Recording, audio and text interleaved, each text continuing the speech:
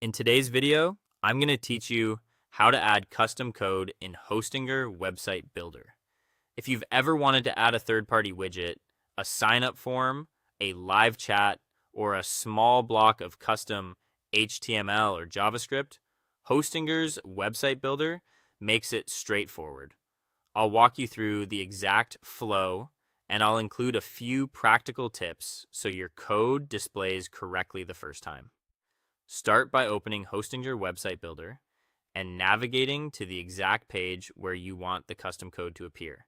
It helps to have the spot in mind, above the fold for something important like a sign-up form, or lower on the page for supporting elements like badges or small widgets.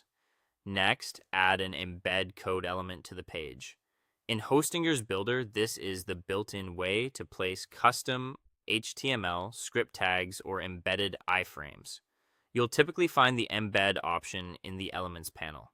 Drag it onto the canvas wherever you'd like the content to live. Now paste your HTML, script, or embed code directly into the code box. Keep the snippet exactly as provided by the third party. Don't remove script tags, async attributes, or iframe parameters unless you know what they do. If the provider gave you multiple parts, make sure you include them all. As a best practice, avoid pasting any sensitive keys or tokens into public pages unless the service explicitly allows it.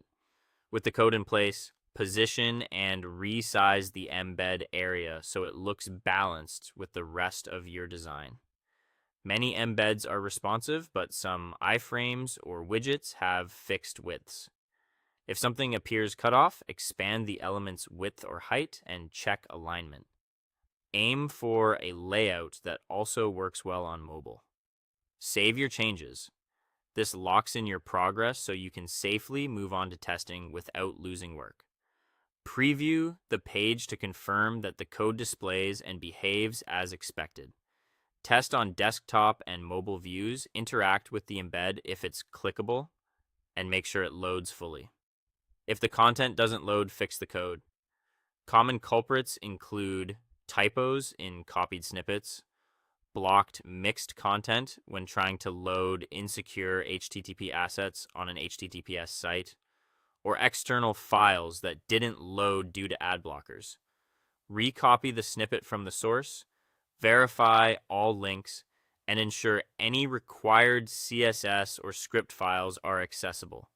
When everything looks good, publish or update the website so the code goes live. After publishing, open the live page in a fresh browser window or private tab to confirm the changes. That's it. Your custom code is now embedded and ready for visitors.